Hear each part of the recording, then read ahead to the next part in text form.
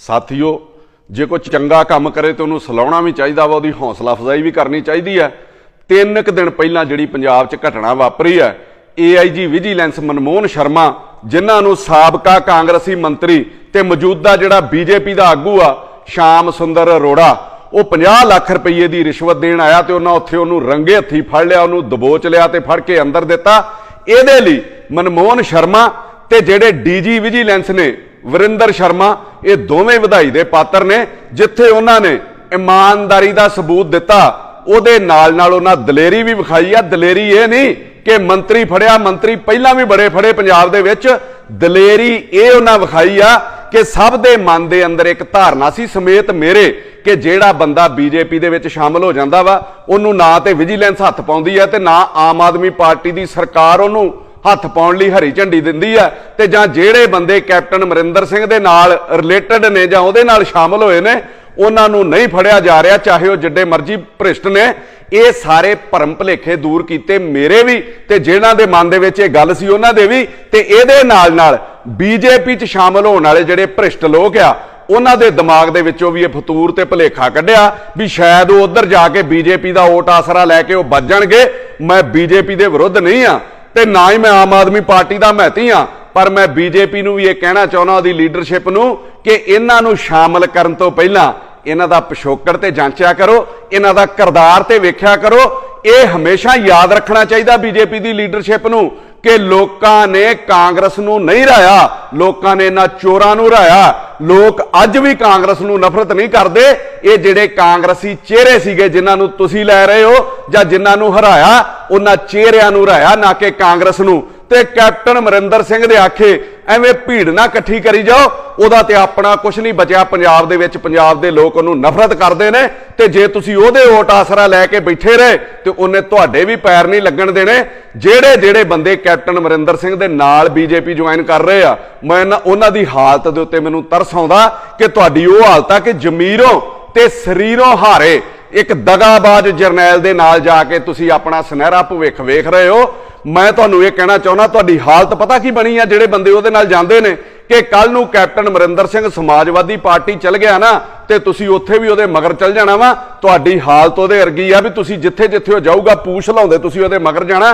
कि एक जनानी सी वो किसी मरासी दे नाल विआही सीगी, जदों किते मरासी दी डैथ हुंदी आ ते वो अपना विआह अगों दर्जी दे घर बह जांदी आ जाके, उत्थे किते माड़ी किस्मत नूं दर्जी भी मर जांदा वा ते ओह अपना जिहड़ा वसेबा लैके ते किसी सैदों दे घर बह जांदी आ। उहदे एक मुंडा हुंदा, ओनूं किते किसी ने पुछया भी तेरे प्यो दा की नां है, तुसीं कौन हुंदे हो? ते अगों पता की कहिंदा, तुहाडे वांगू जिहड़े जिहड़े बंदे उहदे नाल जाण डए आ वो अगों जवाब दिंदा भी पहिलां असीं मीर मरासी, फिर होए असीं दर्जी, अजकल सानू सैदो कहिंदे, अगों मां दी मर्जी भी जिधर नूं लई जाऊगी उधर नूं तुरे जावांगे। सो मैं BJP वालियां नूं कहना कि चज दे बंदे शामिल करो जे पंजाब दे विच तुसीं अपना भविख वेखदे हो। इहदे च सोचण विचारन वाली गल है कि जिहड़ा श्याम सुंदर अरोड़ा जिन्हें 50 लाख रुपये की रिश्वत दी तो इस तो वध देना चाहुंदा सीगा कि जिहड़ा बंदा एट ए टाइम 50 लाख रुपया लैके एक विजिलेंस के अफसर को आ गया भी मेरी जान छड्ड, वो मंत्री हुंदियां कैप्टन अमरिंदर सिंह नूं किन्ने पैसे दिंदा होऊगा, इहदी भी जांच होनी जरूरी है। ते उन्हें अखां क्यों बंद कर रखियां सीगियां? केस ते उहदे वेले दा ही है। मैनूं ये नहीं पता कि सरकार जिहड़ी वो पंजाब च की करना चाहुंदी है, उहदी नीति ते नीयत की कहिंदी है पंजाब लई। पर एक गल दी मैं सिफत जरूर करदा कि जिहड़ा सरकार ने DGP विजिलेंस लाया वरिंदर शर्मा जी, वो कदम बिल्कुल सरकार का शलाघायोग आ। वो साडे इत्थे कमिश्नर भी रहे आ, मैं कदी किसी की चापलूसी नहीं की। हाँ, पर जिहड़ा बंदा चंगा नूं चंगा जरूर कहना, जदों कोई कताई सामने आऊगी तो निंदूगा भी जरूर। उन्हां दी ईमानदारी दे उत्ते कोई शक नहीं गा। जिस तरीके दे नाल वो काम कर रहे आ तो जिस तरीके दे नाल उन्हां थोड़े महीनों च काम किया विजिलेंस डिपार्टमेंट ने कि भ्रिष्टाचारी जिहड़े भ्रिष्ट सियासतदान आ उन्हां दे सिर दे उत्ते एक खौफ जिहड़ा मंडराउण लग पिया, जिहड़ा पिछले 20 सालों तो मुक चुका सीगा। पॉलीटिशियन जिन्ना मर्जी पैसा खांदे सीगे डरदे ही नहीं सी, क्योंकि काली खा गए कांग्रेसी आके उन्हां नूं कुछ नहीं सी कहिंदे, कांग्रेसी खा गए ते काली उन्हां नूं आके कुछ नहीं सी कहिंदे। ਉਹ ਜਿਹੜਾ ਡਰ ਦੁਬਾਰਾ ਪੈਦਾ ਕੀਤਾ ਪੋਲੀਟੀਸ਼ੀਅਨ ਦੇ ਮਨ ਦੇ ਵਿੱਚ, ਉਹ ਬਿਲਕੁਲ ਵਿਜੀਲੈਂਸ ਨੇ ਠੀਕ ਪੈਦਾ ਕੀਤਾ ਔਰ ਸਰਕਾਰ ਨੇ ਠੀਕ ਪੈਦਾ ਕੀਤਾ ਕਿ ਜਵਾਬਦੇਹੀ ਤੈਅ ਕੀਤੀ ਹੈ ਔਰ ਜਵਾਬਦੇਹੀ ਹੋਣੀ ਚਾਹੀਦੀ ਹੈ ਸੂਬੇ ਦੇ ਵਿੱਚ। ਜੇ ਤੁਹਾਨੂੰ ਕਿਸੇ ਜ਼ਿੰਮੇਵਾਰ ਪੋਸਟ ਦੇ ਉੱਤੇ ਬਿਠਾਇਆ ਜਾਂਦਾ ਤੇ ਸੂਬੇ ਦੀ ਬਦਕਿਸਮਤੀ ਵੇਖੋ, ਇੱਕ ਬੰਦਾ 50 ਲੱਖ ਰੁਪਏ ਦੀ ਰਿਸ਼ਵਤ ਦੇ ਨਾਲ ਫੜਿਆ ਗਿਆ। ਵਿਰੋਧੀਆਂ ਲਈ ਇਹ ਕਿੰਨਾ ਵੱਡਾ ਮੁੱਦਾ ਹੋਣਾ ਚਾਹੀਦਾ ਸੀਗਾ। ਨਾ ਕਾਂਗਰਸੀ ਬੋਲ ਰਹੇ ਆ, ਕਾਂਗਰਸੀ ਤੇ ਚਲੋ ਨਾ ਬੋਲਣ ਕਿਉਂਕਿ ਉਹਨਾਂ ਦੀ ਸਰਕਾਰ ਵੇਲੇ ਘਪਲਾ ਆ, ਨਾ ਅਕਾਲੀ ਬੋਲ ਰਹੇ ਆ। ਫਿਰ ਲੋਕਾਂ ਨੇ ਠੀਕ ਅੰਦਾਜ਼ਾ ਲਾ ਕੇ ਤੁਹਾਨੂੰ ਦੋਵਾਂ ਨੂੰ ਗਲੋਂ ਲਾਇਆ ਸੀ ਨਾ ਕਿ ਕਾਂਗਰਸੀ ਤੇ ਅਕਾਲੀ ਚੋਰ ਕੁੱਤੀ ਰਲੇ ਨੇ, ਇਹਨਾਂ ਦਾ ਫਿਕਸ ਮੈਚ ਸੀਗਾ ਵੀ ਚੋਰ ਚੋਰ ਮਸੇਰੇ ਭਾਈ। ਲੋਕਾਂ ਨੇ ਬਿਲਕੁਲ ਠੀਕ ਸਲੂਕ ਕੀਤਾ ਤੁਹਾਡੇ ਨਾਲ।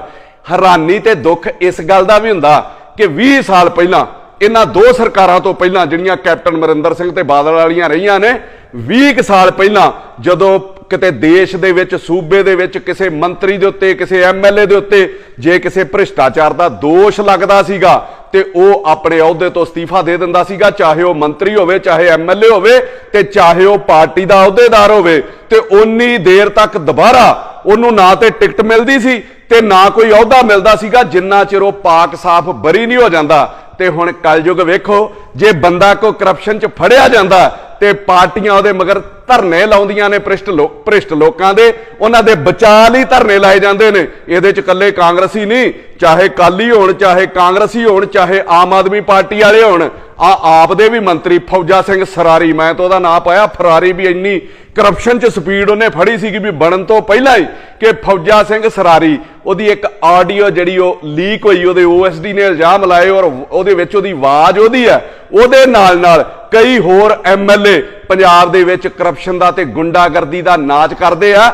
ਉਹਨਾਂ ਨੂੰ ਵੀ ਨਾਲ ਨੱਥ ਪਾਉਣੀ ਤੇ ਹੱਥ ਪਾਉਣਾ ਬਹੁਤ ਜ਼ਿਆਦਾ ਜ਼ਰੂਰੀ ਆ। ਮੈਂ ਮਾਨ ਸਾਹਿਬ ਨੂੰ ਵੀ ਕਹਿਣਾ ਕਿ ਬਾਕੀਆਂ ਦੇ ਉੱਤੇ ਤੇ ਬਹੁਤ ਸਖਤੀ ਹੈ, ਇਹਨਾਂ ਲੋਕਾਂ ਦੇ ਉੱਤੇ ਤੁਹਾਡੀ ਮਿਹਰਬਾਨੀ ਆਮ ਆਦਮੀ ਪਾਰਟੀ ਦੀ ਤੇ ਦਸਤੇ ਕਰਮ ਕਿਉਂ ਹੈ ਮਾਨ ਸਾਹਿਬ? ਤੁਸੀਂ ਤੇ ਮੈਂ ਤਾਂ ਤੁਹਾਨੂੰ ਇੱਕ ਸਲਾਹ ਦਊਂਗਾ ਕਿ ਉਹਦੇ ਨਾਲ ਜਿਹੜੇ ਤੁਸੀਂ ਵਿਰੋਧੀਆਂ ਨੂੰ ਟੰਗ ਰਹੇ ਹੋ, ਜੇ ਆਪਣੇ ਬੰਦੇ ਵੀ ਕੋਈ ਗਲਤੀ ਕਰਦੇ ਆ ਤੇ ਮਿਸਾਲ ਪੈਦਾ ਕਰੋ, ਇਹਨਾਂ ਨੂੰ ਵੀ ਉਹੋ ਹੀ ਸਜ਼ਾ ਦੇਣੀ ਚਾਹੀਦੀ ਆ।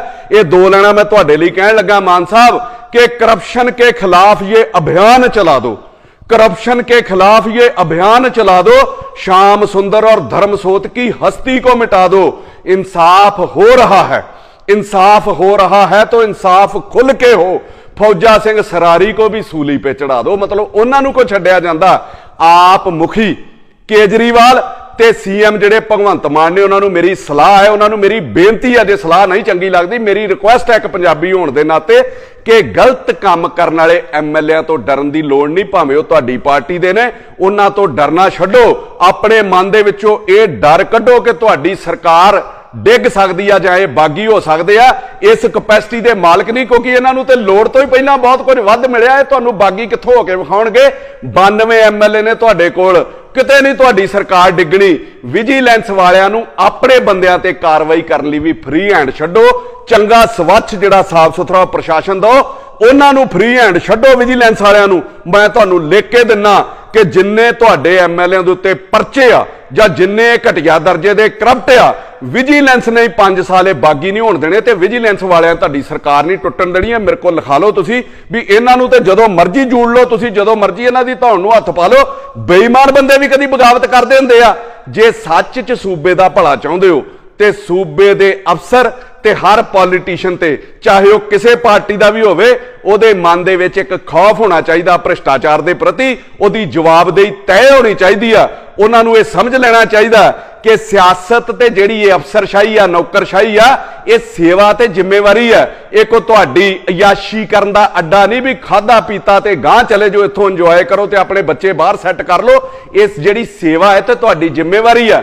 ਤੇ ਇਹ ਸਭ ਕਰਨ ਲਈ ਪੰਜਾਬ ਦੇ ਜਿੰਨੇ ਵੀ ਭ੍ਰਿਸ਼ਟਾਚਾਰੀ ਰੋਕੂ ਦਸਤੇ ਆ, ਚਾਹੇ ਉਹ ਪੁਲਿਸ ਨਾਲ ਸੰਬੰਧਿਤ ਹੈ ਵਿਜੀਲੈਂਸ ਪੁਲਿਸ, ਚਾਹੇ ਉਹ ਪੁੱਡਾ ਵਿਜੀਲੈਂਸ ਹੈ, ਚਾਹੇ ਉਹ ਲੋਕਲ ਬਾਡੀ ਵਿਜੀਲੈਂਸ ਹੈ, ਚਾਹੇ ਉਹ ਖੇਤੀਬਾੜੀ ਨਾਲ ਰਿਲੇਟਡ ਵਿਜੀਲੈਂਸ ਹੈ, ਉਹਨਾਂ ਸਾਰਿਆਂ ਨੂੰ ਵੱਧ ਤਾਕਤਾਂ ਤੇ ਤਗੜਾ ਕਰਨ ਦੀ ਲੋੜ ਹੈ। ਨਿਗਾਹ ਉਹਨਾਂ ਦੇ ਉੱਤੇ ਵੀ ਰੱਖਣੀ ਚਾਹੀਦੀ ਆ ਵੀ ਉਹ ਕੁਝ ਗਲਤ ਨਾ ਕਰ। ਇਸ ਮਸਲੇ ਦੇ ਵਿੱਚ ਹਰਿਆਣਾ ਜਿਹੜਾ ਉਹ ਸਾਡੇ ਨਾਲੋਂ ਕਿਤੇ ਅੱਗੇ ਆ। ਸਾਡੇ ਇੱਥੇ ਜੇ ਕਿਸੇ IAS IPS PCS ਦੇ ਖਿਲਾਫ ਕੋਈ ਸ਼ਿਕਾਇਤ ਆਉਂਦੀ ਆ ਭ੍ਰਿਸ਼ਟਾਚਾਰ ਲਈ, ਉਹਦੀ ਜਾਂਚ ਲਈ ਸਰਕਾਰ ਕੋਲੋਂ ਪਰਮਿਸ਼ਨ ਲੈਣੀ ਪੈਂਦੀ ਹੈ, ਚੀਫ ਸੈਕਟਰੀ ਕੋਲੋਂ ਜਾਂ ਸੰਬੰਧਿਤ ਮਹਿਕਮੇ ਕੋਲੋਂ। ਔਰ ਉਹ ਪਰਮਿਸ਼ਨਾਂ ਬਦਕਿਸਮਤੀ ਹੈ 14 ਸਾਲ ਤੋਂ 2008-9 ਤੋਂ ਲੈ ਕੇ ਹੁਣ ਤੱਕ ਪੈਂਡਿੰਗ ਨੇ, ਕਿਉਂਕਿ ਭ੍ਰਿਸ਼ਟਾਚਾਰ ਜਿਹੜਾ ਉਹ ਥੱਲੇ ਹੋ ਕੇ ਤੇ ਉੱਪਰਲੇ ਲੈਵਲ ਤੱਕ ਹੋਇਆ ਹੁੰਦਾ, ਚੀਫ ਸੈਕਟਰੀ ਤੱਕ। ਉਹਦੇ ਵਿੱਚ ਉਹ ਪਰਮਿਸ਼ਨ ਦਿੰਦੇ ਹੀ ਨਹੀਂ ਆਪਣੇ ਬੰਦਿਆਂ ਦੇ ਖਿਲਾਫ, ਜਿਹਦੇ ਕਰਕੇ ਉਹ ਕਾਬੂ ਹੀ ਨਹੀਂ ਆਉਂਦੇ, ਰਿਟਾਇਰ ਹੋ ਜਾਂਦੇ ਆ। ਔਰ ਅੱਗੋਂ ਤਰਾਸਦੀ ਵੇਖੋ, ਜਿਹੜੇ ਬੰਦੇ ਰਿਟਾਇਰ ਹੋ ਜਾਂਦੇ ਆ, ਚਾਹੇ ਉਹ IPS ਹੈ, ਚਾਹੇ IAS ਹੈ, ਚਾਹੇ PCS ਹੈ, ਰਿਟਾਇਰਡ ਬੰਦੇ ਲਈ ਵੀ ਮਹਿਕਮੇ ਕੋਲੋਂ ਪਰਮਿਸ਼ਨ ਦੀ ਲੋੜ ਪੈਂਦੀ ਆ, ਜਿਹੜੀ ਮਹਿਕਮਾ ਪਰਮਿਸ਼ਨ ਹੀ ਨਹੀਂ ਦਿੰਦਾ। ਕਾਗਜ਼ਾਂ ਪੱਤਰਾਂ 'ਚ ਤੁਸੀਂ ਇਹਨਾਂ ਦੀਆਂ ਰਿਪੋਰਟਾਂ ਮੰਗਾ ਸਕਦੇ ਹੋ। 15 ਸਾਲ ਤੋਂ ਪਰਮਿਸ਼ਨਾਂ ਪੈਂਡਿੰਗ ਨੇ, ਜਿਹੜੀਆਂ ਦਿੱਤੀਆਂ ਹੀ ਨਹੀਂ ਗਈਆਂ। ਕਈ ਬੰਦੇ ਮਰ ਖੱਪ ਗਏ ਤੇ ਕਈ ਬਾਹਰ ਚਲੇ ਗਏ। ਸਾਡੇ ਨਾਲੋਂ ਤੇ ਹਰਿਆਣਾ ਕਿਤੇ ਅੱਗੇ ਨਿਕਲ ਗਿਆ। ਹਾਂ, ਕਈ ਮਸਲੇ ਹਰਿਆਣੇ ਨਾਲ ਸਾਡੇ ਹੋ ਸਕਦੇ ਨੇ, ਚਾਹੇ ਪਾਣੀ ਦਾ, ਪਰ ਜੇ ਕੋਈ ਚੰਗੇ ਕੰਮ ਕਰਦਾ ਤੇ ਉਹ ਤੋਂ ਸੇਧ ਵੀ ਲੈਣੀ ਚਾਹੀਦੀ ਆ। ਹਰਿਆਣੇ 'ਚ ਇਹੋ ਜੀ ਰੋਕ, ਆ ਪੇਪਰ ਹੈ, ਆ 24 ਜੁਲਾਈ ਜਿਹੜੀ ਪਿਛਲੀ ਲੰਘ ਕੇ ਗਈ ਹੈ, ਉਦੋਂ ਇਹ ਰੋਕ ਜਿਹੜੀ ਉਹ ਹਟਾ ਦਿੱਤੀ ਗਈ ਕਿ ਹਰਿਆਣੇ ਦੇ ਵਿੱਚ ਚਾਹੇ ਕੋਈ ਕਰਪਟ ਅਫਸਰ ਹੈ, ਚਾਹੇ ਉਹ IAS ਹੈ, ਚਾਹੇ PCS ਹੈ, ਚਾਹੇ IPS ਹੈ, ਉਹਦੇ ਉੱਤੇ FIR ਦਰਜ ਹੋ ਸਕਦੀ ਹੈ, ਉਹਦੀ ਇਨਵੈਸਟੀਗੇਸ਼ਨ ਹੋ ਸਕਦੀ ਹੈ। ਹਾਂ, ਜਦੋਂ ਚਲਾਨ ਪੇਸ਼ ਕਰਨਾ ਜਾਂ ਜਦੋਂ ਉਹਦੀ ਅਰੈਸਟ ਪੈਣੀ ਹੈ, ਉਦੋਂ ਉਹਦੀ ਪਰਮਿਸ਼ਨ ਦੀ ਜਿਹੜੀ ਉਹ ਲੈਣੀ ਜ਼ਰੂਰੀ, ਉਦੋਂ ਉਹਦੀ ਮਨਜ਼ੂਰੀ ਇਹ ਲੈਣੀ ਜ਼ਰੂਰੀ ਹੈ। ਜੇ ਹਰਿਆਣਾ ਇਹ ਕੰਮ ਕਰ ਸਕਦਾ ਤੇ ਪੰਜਾਬ ਦੇ ਵਿੱਚ ਤੇ ਫਿਰ ਇਨਕਲਾਬੀਆਂ ਨੇ ਸਹੁੰ ਖਾਧੀ ਸੀ ਸ਼ਹੀਦ ਭਗਤ ਸਿੰਘ ਦੀ ਸੋਚ ਦੇ ਉੱਤੇ ਤੇ ਉਹਦੀ ਜਗ੍ਹਾ ਦੇ ਉੱਤੇ ਜਾ ਕੇ। ਫਿਰ ਇਹ ਪੰਜਾਬ ਦੇ ਵਿੱਚ ਇਹ ਸਾਰਾ ਕੁਝ ਕਿਉਂ ਨਹੀਂ ਹੋ ਸਕਦਾ? ਇਸ ਤਰਜ਼ ਦੇ ਉੱਤੇ ਪਰਮਿਸ਼ਨ ਸਾਡੇ ਲੋਕਾਂ ਨੂੰ ਕਿਉਂ ਨਹੀਂ ਦਿੱਤੀ ਜਾ ਸਕਦੀ?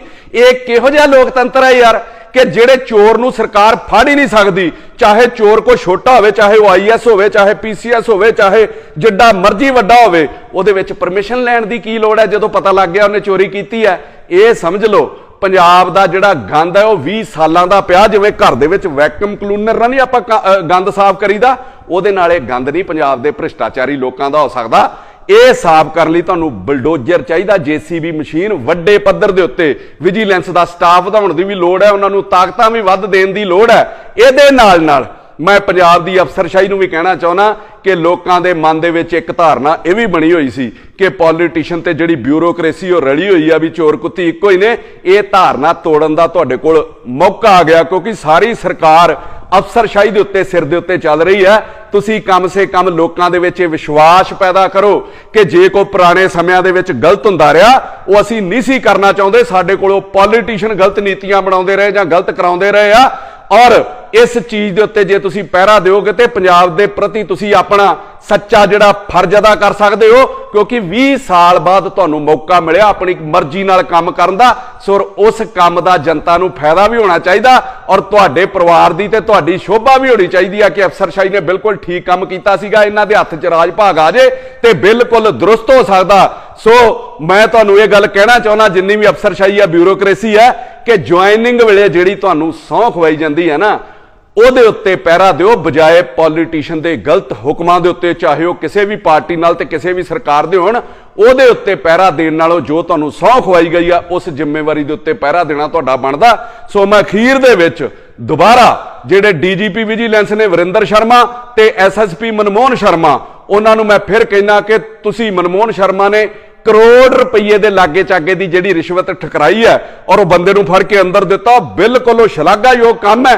ਤੁਸੀਂ ਜੋ ਪੰਜਾਬ ਦੇ ਪ੍ਰਤੀ ਦੋਵਾਂ ਨੇ ਆਪਣਾ ਫਰਜ਼ ਨਿਭਾਇਆ, ਮੈਂ ਦਿਲੋਂ ਤੁਹਾਨੂੰ ਸਲੂਟ ਕਰਦਾ ਤੇ ਤੁਹਾਡਾ ਇਹ ਧੰਨਵਾਦ ਕਰਦਾ। ਔਰ ਮੈਂ ਇਹ ਜ਼ਰੂਰ ਤੁਹਾਨੂੰ ਦੋਵਾਂ ਨੂੰ ਕਹਿਣਾ ਚਾਹੁੰਦਾ ਕਿ ਆਪਣਾ ਫਰਜ਼ ਨਿਭਾਉਂਦੇ ਰਹੋ। ਕੋਈ ਤੁਹਾਡਾ ਸਾਥ ਦਵੇ ਨਾ ਦਵੇ ਦੁਨਿਆਵੀ ਤੌਰ ਦੇ ਉੱਤੇ, ਪਰਮਾਤਮਾ ਸਾਰਾ ਕੁਝ ਦੇਖ ਰਿਹਾ। ਪਰਮਾਤਮਾ ਕਿਤੇ ਨਾ ਕਿਤੇ ਇਹਦਾ ਫਲ ਤੁਹਾਨੂੰ ਜਾਂ ਤੁਹਾਡੇ ਬੱਚਿਆਂ ਨੂੰ ਜਾਂ ਤੁਹਾਡੀ ਆਉਣ ਵਾਲੀ ਪੀੜ੍ਹੀ ਨੂੰ ਜ਼ਰੂਰ ਦਊਗਾ। ਤੁਹਾਡੇ ਲਈ ਜਿਹੜੇ ਬੰਦੇ ਵੀ ਇਮਾਨਦਾਰ ਨੇ, ਉਹਨਾਂ ਲਈ ਮੈਂ ਇਹ ਲੈਣਾ ਕਹਿ ਕੇ ਸਮਾਪਤੀ ਕਰਨ ਲੱਗਾ ਕਿ ਆਪਣੀ ਜ਼ਿੰਮੇਵਾਰੀ ਆਪਣੇ ਫਰਜ਼ ਨਾਲ ਨਿਭਾਓ, ਆਪਣੀ ਨੀਅਤ ਨਾਲ ਤੇ ਆਪਣੀ ਜ਼ਮੀਰ ਨਾਲ ਨਿਭਾਓ। ਇਹ ਉਹਨਾਂ ਸਾਰੇ ਇਮਾਨਦਾਰ ਅਫਸਰਾਂ ਲਈ ਹੈ ਕਿ ਇਹ ਚਾਰ ਲੈਣਾ ਜਿਹੜੀਆਂ ਮੈਂ ਬੋਲਣ ਲੱਗਾ ਕਿ ਟੂਟੇਂਗੀ ਤਲਵਾरें टकरा कर तुमसे, टूटेंगी तलवारें टकरा कर तुमसे, हो जाएंगे दुश्मन के तरकश खाली, हर मैदाने जंग में तुम बेखौफ लड़ो, वक्त से पहले मौत नहीं आने वाली। किसी तो घबराउण दी लोड़ नहीं, परमात्मा दे प्रति जवाब दिओ, ना कि लोकां इन्हां भ्रिष्ट पॉलिटिशियनां दे प्रति।